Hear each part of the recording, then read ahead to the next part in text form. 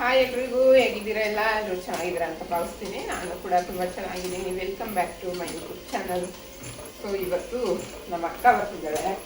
ಅಕ್ಕನ ಮಗಳು, ಅಕ್ಕನ ಮಗ ಉಳ್ಕೊಳಕ್ಕೆ ಬರ್ತೀನಿ ಅಂದಿದ್ರು.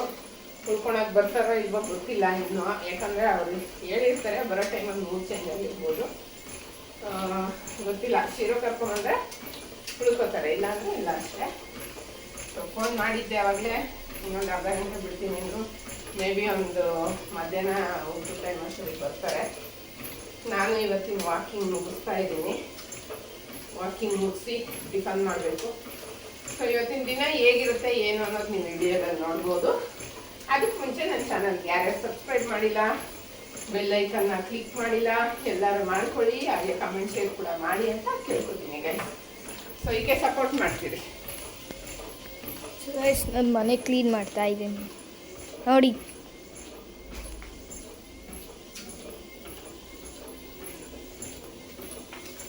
ನಮ್ಮಮ್ಮ ಇಲ್ಲಿ ಇದರಲ್ಲಿ ಓಡಿಸ್ತಿದ್ದಾರೆ. ಇವತ್ತು ತಿಂಡಿ ಯಾವ ಥರ ಮಾಡಿದ್ದಾರೆ ಅಂದರೆ, ನಮ್ಮಮ್ಮ ಮಸಾಲೆ ದೋಸೆ, ಗೀ ರೈಸ್, ಆಮೇಲೆ ಎಲ್ಲ ವೆರೈಟಿ ಮಾಡಿದ್ದಾರೆ. ಸೊ ಬರ್ತಿದೆ, ಆಗ್ತಿದೆ. ಸ್ಟವ್ ಆನ್ ಆಗಿಲ್ಲ, ಅದು ಮ್ಯಾಜಿಕ್ಕಿಂದ ಆಗುತ್ತೆ ನೋಡಿ ನಮ್ಮಮ್ಮ ಮಾಡೋ ಅಡುಗೆ. ಸೊ ಕ್ಲೀನ್ ಮಾಡಿದ್ಮೇಲೆ ಸಿಗ್ತೀನಿ, ಬಾಯ್. ಈಗ ಅಕ್ಕನ ಮಗಳು ಬಂದರು, ರೆಸ್ಟ್ ಮಾಡ್ತಾ ಇದ್ದಾರೆ. ಸುಸ್ತಾಗಿ ಮಲಗ್ಬಿಟ್ಟವಳೆ. ಎಲ್ಗೋಗಿದ್ರಿ? ಕೊಟ್ಟನಲ್ಲ ಅವನು ತಂದು. ನೀನು ನೋಡ್ದಾಗ ಗಿಡದಲ್ಲಿ ಬೆಳೆದಿದ್ದವು. ಮನೆ ಮುಂದೆ ಒಂದು ಮೆಣಸಿನ್ಕಾಯಿ ಗಿಡ ಬೆಳೆದಿತ್ತು, ಅದರಲ್ಲಿ ಮೆಣಸಿನ್ಕಾಯಿ ಬಿಡ್ತಾ ಇರುತ್ತೆ. ನನ್ನ ಮಗಳು ಅವಾಗ ಕಿತ್ಕೊ ಬರ್ತಾ ಇರ್ತಾಳೆ. ಸೊ ಈಗ ಮೊಳಕೆ ಹುಳಿ ಕಾಳ್ದು ಬಸ್ಸಾರು ಮಾಡ್ತಾಯಿದ್ದೀನಿ. ಮೊಳಕೆ ಕಟ್ಟಿದ್ದಿತ್ತು, ಸೊ ಬಸ್ಸಾರು ಮಾಡೋಣ ಅಂತ ಮಾಡ್ತಾಯಿದ್ದೀನಿ. ಎಲ್ಲರೂ ಬಂದಿದ್ದಾರೆ.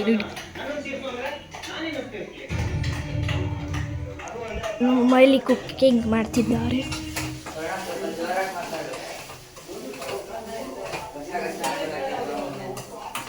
ನೋಡಿ.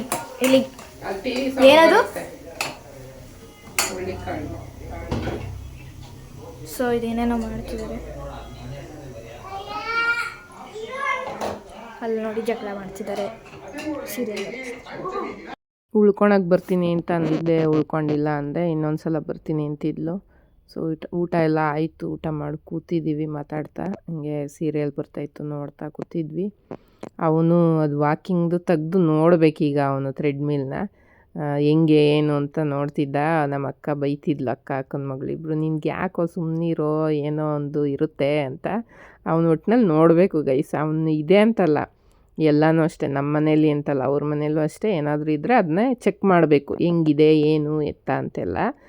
ಹಂಗೆ ಒಂದು ಸೆಕೆಂಡ್ ಒಂದು ಹತ್ರ ಕೂತ್ಕೊಳಲ್ಲ ಅವನು. ಚಿಕ್ಕ ವಯಸ್ಸಲ್ಲಿ ಇನ್ನೂ ತರಲೇ ಇದ್ದ, ಈಗ ಸ್ವಲ್ಪ ಕಮ್ಮಿ ಆಗಿದ್ದಾನೆ.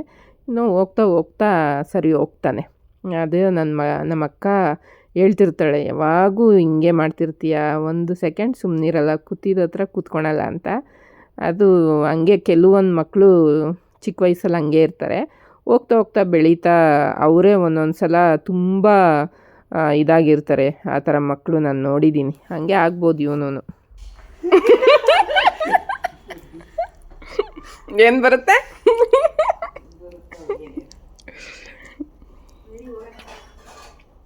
ಇಟ್ಕೊಂಡ ನೀಟಾಗಿ ಚೈನು.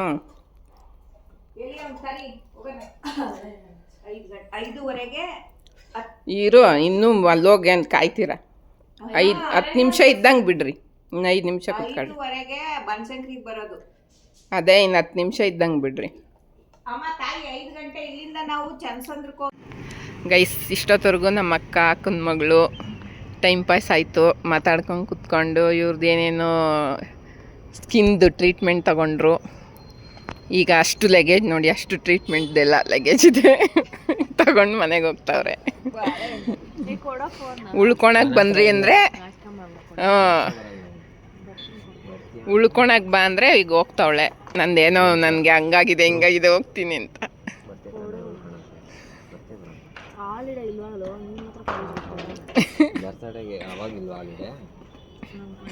ಇಲ್ಲಿ ಕೈ ಹಿಂಗೆ ಬೇರೆ ಹಿಂಗೆ ಭುಜದ ಮೇಲೆ ಕೈ ಬೇರೆ ಇಟ್ಕೊಂಡು ನೋಡ್ತಾಳೆ ಬರ್ತಾಳೆ ದೊಡ್ಡಮ್ಮ ಅದೇ. ಅಂದ್ರೇನು ತಿಂದು ಹೋಗ್ತಾಳೆ ಅಂತ ಹೋಗೋ ಅಲ್ಲಿ ಅವ್ರ ಮನೆ ಇವ್ರ ಮನೆ ಕೀಳು ಕಾಯಕ್ ಹೋಗಲ್ಲ ಆಟ ಆಡ್ತಿದ್ವಿ. ಅದೇ ಇಲ್ಲಿ ಇವ್ನ ಹಿಂಗೆ ಕೈ ಕಟ್ಕೊಂಡು ನಿಂತ್ಕೊಂಡು ದೊಡ್ಡಮ್ಮ ನೀವ್ ಬಂದೇ ಇಲ್ಲ ಅಂತೀಯ ಬಂದ್ರೆ ನೀನ್ ಹಿಂಗೆ ನೋಡ್ಕೊಣ 2 ದಿನ ಉಳ್ಕೊಳ ಹಂಗ್ ಬಂದ್ರಿ. ಅವಾಗೇನ್ ಮಸಾಜ್ ಬತ್ತಾಳ ನಿಮ್ಮ ದೊಡ್ಡಮ್ಮ ನಡಿ ಹೆಂಗಿರ್ತಾರ ಒಂದು ವಾರ ನೋಡೋಣ ಹಂಗಂದಿರ್ತಾಳೆ ನಿಮ್ಮಮ್ಮ ಅಷ್ಟೇ ಬರಲ್ಲ ಮತ್ತೆ ಹೊಡಿತಾವಳೆ ಜೋರಾಗಿ ಎಡಗೈಯಲ್ಲಿ ಸೌಂಡ್ ಬರ್ತದೆ. ಬೈಲಿ ಬರೆಸ್ತೀನಿ ನಾನು ಬೇಡ ಅದು ನಿಂಗೆ ಗೊತ್ತಿಲ್ಲ. ಇಟ್ಕೊಳ್ಳೋ ನೀಟಾಗಿ ಹಿಂಗ ಅದನ್ನ ಇಲ್ಲಿ ಮಲಗಿಸ್ಬಿಟ್ಕೊಡು ಹೋಗ್ತಾ ಹೋಗ್ತಾನೆ ಬೀಳ್ಸ್ಬಿಡ್ತಾನ ಈಗ ಎಲ್ಲ ಹೋಗ್ತಾ ಇದ್ದಾರೆ ನೀನು ಹೋಗಿ ಎತ್ಲಾಗೆ ಮಂಡೆ ಓ ಅವಳು ಹೋಗೋಕ್ಕೆ ರೆಡಿಯಲ್ಲೇ ಮಂಡೆ ಏನು ಮಾಡೋದಂತೆ ಅಯ್ಯೋ ಲವ್ ಲವ್ ಯಾರು ಅದುವರೆಗೂ ಬಿಟ್ಟು ಬರುವಂತೆ ನಡ್ಕೊಂಡು ಹೋಗಿ ಅಲ್ಲಿ ಬಿಟ್ಟು ಬರೋಕ್ಕೆ ಅವಳು ನಡೆಯೋಕ್ಕೆಲ್ಲ ಆಗಲ್ಲ ಅವಳಿಗೆ ಬರ್ತೀನಿ ಸೈಕಲಲ್ಲಿ. ಆ ಮೇನ್ ರೋಡ್ಗೆ ಹೋಗೋದವರು ಸೈಕಲಲ್ಲಂತೆ. 20 ರೂಪಾಯಿ ಕೊಡಮ್ಮ. ಅಯ್ಯೋ ಅವ್ರೇನು ಕೇಳಿಲ್ಲ ನಿನ್ಗೆ ಬಾ ಅಂತ ಹೋಗಿ ಆಡೋಗು 20 ರೂಪಾಯಿ ಕೊಡಮ್ಮ ಹಂಗೆ ಹೋಗಲ್ಲ ಏನಾರು ತಾಣ್ತೀನಿ ಬರ್ತೀನಿ ಅಮ್ಮ ಬಾಯ್ ಬಾಯ್ ಬಾಯ್.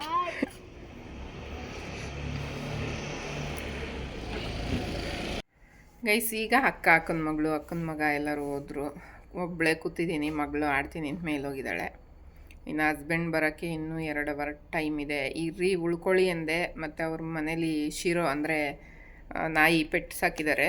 ಸೊ ಅದನ್ನು ಕರ್ಕೊಂಬಂದಿದ್ರೆ ಉಳ್ಕೊಬೋದಿತ್ತು, ಅವ್ರು ಬಿಟ್ಟು ಬಂದಿದ್ರು. ಸೊ ಇನ್ನು ಬರ್ತೀವಿ ನೆಕ್ಸ್ಟ್ ವೀಕು. ನನ್ನ ಬರ್ತಡೇ ಬೇರೆ ಇದೆ ಇನ್ನೊಂದು 3-4 ಡೇಸು, ಬರ್ತೀವಿ ಅವಾಗ ಅಂತ ಹೇಳ್ಬಿಟ್ಟು ಹೋದರು. ಹಸ್ಬೆಂಡ್ ಬರೋವರೆಗೂ ಟಿ ವಿ ನೋಡ್ಕೊಂಡು ಟೈಮ್ ಪಾಸ್ ಮಾಡೋದು. ಬಂದಮೇಲೆ ಸಾಂಬಾರಿದೆ, ರೈಸು ಸ್ವಲ್ಪ ಇದೆ. ಅವ್ರೊಬ್ರಿಗೆ ಒಂದು ಸ್ವಲ್ಪ ಬಿಸಿ ರೈಸ್ ಮಾಡಬೇಕು, ಸ್ವಲ್ಪ ಮುದ್ದೆ ಮಾಡಿದ್ರೆ ಆಯಿತು. ಅವ್ರು ಬಂದಮೇಲೆ ಮಾಡ್ಬೋದು. ಅಲ್ಲಿವರೆಗೂ ಫ್ರೀಯಾಗಿ ಕೂತ್ಕೊಂಡು ಟಿ ವಿ ನೋಡ್ತೀನಿ ಅಷ್ಟೇ, ಇನ್ನೇನು ಕೆಲಸ ಇಲ್ಲ. ಸ್ವಲ್ಪ ಹೊತ್ತು ಕೂತ್ಕೊಂಡು ಟಿ ವಿ ನೋಡಿದೆ. ಆಮೇಲೆ ಎಲ್ಲ ಊಟ ಮಾಡಿದ ಪಾತ್ರೆ ಮಧ್ಯಾಹ್ನ ಎಲ್ಲ ಹಂಗೆ ಇತ್ತು, ಅಡುಗೆ ಮಾಡಿದ್ದು ಎಲ್ಲನೂ ಹಂಗೆ ಇಟ್ಟಿದ್ದೆ. ಅಕ್ಕ ಬಂದಿದ್ರಲ್ಲ, ಮಾತಾಡ್ತಾ ಕೂತ್ಕೊಳ್ಳೋಣ, ಅವ್ರು ಹೋದ್ಮೇಲೆ ಮಾಡ್ಕೊಂಡ್ರಾಗುತ್ತೆ. ಕೆಲಸ ಮಾಡ್ತಾಯಿದ್ರೆ ಸರಿ ಹೋಗಲ್ಲ ಮಾತಾಡೋಕ್ಕೆ ಅಂಥೇಳಿ ಊಟ ಮಾಡಿಬಿಟ್ಟು ಎಲ್ಲ ಹಂಗೆ ತುಂಬಿಟ್ಟಿದ್ದೆ. ಈಗೆಲ್ಲ ಒಂದೊಂದೇ ನೀಟಾಗಿ ಕ್ಲೀನ್ ಮಾಡ್ಕೊತಾ ಇದ್ದೀನಿ. ಸ್ವಲ್ಪ ಹೊತ್ತು ಕೂತ್ಕೊಂಡು ಟಿ ವಿ ನೋಡಿದೆ ಅಷ್ಟೇ. ಆಮೇಲೆ ಅದು ಏನೋ ಒಂದು ಕಿಚನಲ್ಲಿ ಆ ಥರ ಎಲ್ಲ ಇದ್ಬಿಟ್ರೆ ಹೆಣ್ಮಕ್ಳಿಗೆ ಫ್ರೀಯಾಗಿ ಮೈಂಡ್ ಇರೋದೇ ಇಲ್ಲ. ಅಲ್ಲಿ ನೋಡ್ತಾಯಿದ್ರು 50 ಸಲ ನೆನಪಾಗುತ್ತೆ, ಅಯ್ಯೋ ಇನ್ನೂ ಪಾತ್ರೆ ಇದೆಯಲ್ಲ ತೊಳೆಯೋಕೆ, ಅದಿದೆಯಲ್ಲ ಇದಿದೆಯಲ್ಲ ಅಂತ. ಎಲ್ಲ ಕ್ಲೀನ್ ಮಾಡಿ ಕೂತ್ಕೊಂಡ್ರೆ ನೆಮ್ಮದಿಯಾಗಿ ಕೂತ್ಕೊಂಡು ಟಿ ವಿ ನೋಡೋಕ್ಕಾಗೋದು. ಸೊ ಹಂಗಾಗಿ ತೊಳೆದು ಬಿಡೋಣ ಅಂಥೇಳಿ ತೊಳಿತಾ ಇದ್ದೀನಿ. ಇನ್ನೊಂದೇನು ಅಂದರೆ ನಮ್ಮ ಅಕ್ಕಂಗೆ ಉಳ್ಕೊಳಕ್ಕೆ ಬರೋಕ್ಕೆ ಹೇಳಿದ್ದೆ. ನಮ್ಮ ಹಸ್ಬೆಂಡ್ ಯಾವಾಗೂ ಹೇಳ್ತಿದ್ರು, ಉಳ್ಕೊಳಕ್ಕೆ ಬನ್ನಿ, ಉಳ್ಕೊಳ್ಳಿ, ಬಂದೇ ಇಲ್ಲ, ಇಲ್ಲಿಗೆ ಬಂದಾಗಿಂದ ಬಂದೇ ಇಲ್ಲ ಅಂತ. ಅವ್ರ ಮನೆ ಹತ್ರ ನಮ್ಮ ಮನೆ ಇದ್ದಾಗ ಯಾವಾಗೂ ಹೇಳೋಳು ನಮ್ಮ ಮನೆಗೆ ಬಂದು. ಫಸ್ಟ್ ನಾವು ಇದೇ ಏರಿಯಾದಲ್ಲಿ ಇದ್ದಿದ್ದು, ಆಮೇಲೆ ಅವ್ರ ಮನೆ ಹತ್ರ ಇರೋ ಏರಿಯಾಗೆ ಹೋಗಿದ್ದು ನಾವು. ಆವಾಗ ಹೇಳೋಳು ಬಂದು, ನೀವು ಅಲ್ಲೇ ಇದ್ದಿದ್ರೆ 1 ವಾರ ಬಂದು ಉಳ್ಕೊತಿದ್ದೆ, ಇಲ್ಲಿಗೆ ಬಂದುಬಿಟ್ಟಿದ್ದೀರಾ ನೀವು ಅಂತ. ಸೊ ಇಲ್ಲಿಗೆ ಬಂದಮೇಲೆ ಹಂಗೆ ಹೇಳೋಳು, ಅವಾಗ ಹಂಗೆ ಹೇಳೋಳು ಅಷ್ಟೇ. ಇಲ್ಲಿಗೆ ಬಂದಾಗಿಂದ ಬಂದೇ ಇಲ್ಲ. ನಾವು ಮನೆ ಚೇಂಜ್ ಮಾಡಿದಾಗ 2 ದಿನ ಇದ್ಲು, ಎಲ್ಲ ಜೋಡಿಸ್ಕೊಟ್ಟು ಅದೆಲ್ಲ ಹೆಲ್ಪ್ ಮಾಡೋಕ್ಕೆ ಅಂತ ಇದ್ಲಷ್ಟೇ. ಆಮೇಲೆ ಬಾ ಅಂದರೆ ಬಂದೇ ಇಲ್ಲ. ಎಷ್ಟೋ ಸಲ ಕರೆದ್ರೂ ಬಂದಿಲ್ಲ. ಆವಾಗ ಬರ್ತೀನಿ ಇವಾಗ ಬರ್ತೀನಿ ಅಂತ ಹೇಳಿದಾಳೆ. ಇವತ್ತು ಕೂಡ ಬರ್ತೀನಿ ನೆಕ್ಸ್ಟು ಅಂತ ಹೇಳಿದಾಳೆ. ಯಾವಾಗ ಬರ್ತಾಳೋ ಗೊತ್ತಿಲ್ಲ. ಬಂದು ನಾನು ಒಬ್ಬಳೇ 1 ವಾರ ಬಂದು ಉಳ್ಕೊಂಬಿಡ್ತೀನಿ ಅಂತ ಅಂತಿದ್ಲು. ಮಕ್ಕಳೇನಾದ್ರು ತಲೆ ಕೆಡಿಸ್ದಾಗ ನಾನು ಹೋಗಿರ್ತೀನಿ ಅಂತ ಹಂಗೆ ಹೇಳಿರ್ತಾಳೆ ಅಷ್ಟೇ. ಆಮೇಲೆ ಮೈಂಡ್ ಚೇಂಜ್ ಮಾಡ್ಕೊತಾಳೆ, ಅಯ್ಯೋ ಅವ್ರನ್ನ ಬಿಟ್ಟು ಬರಬೇಕು ಬೇಡ ಅಂತ.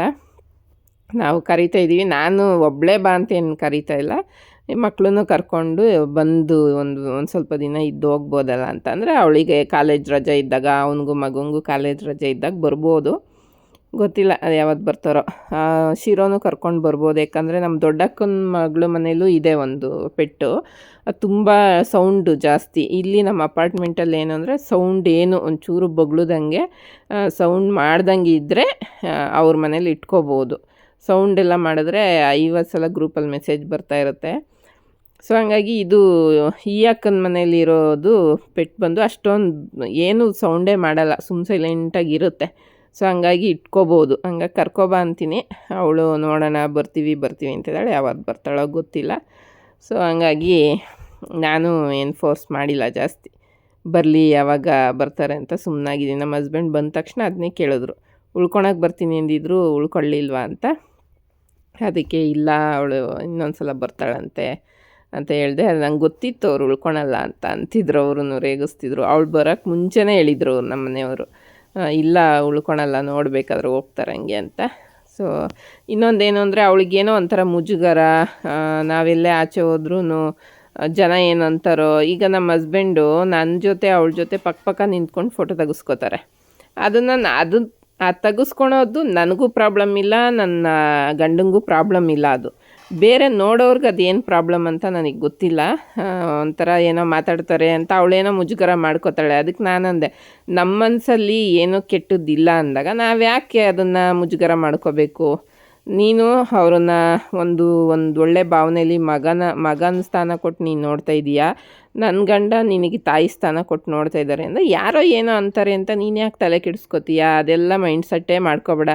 ಫಸ್ಟು ಅನ್ನಿಸ್ಬೇಕಾಗಿರೋದು ನನಗೇನಾದರೂ ಆ ಥರ ಅನ್ನಿಸ್ತಿದೆಯಾ, ನೀನು ನನ್ನ ಗಂಡನ ಜೊತೆ ನಿಂತ್ಕೊಂಡು ಫೋಟೋ ತೆಗೆಸ್ಕೊತಾ ಇರೋದು ನನಗಿಷ್ಟ ಆಗದೆ ಇದ್ದರೆ ಅದೊಂಥರ.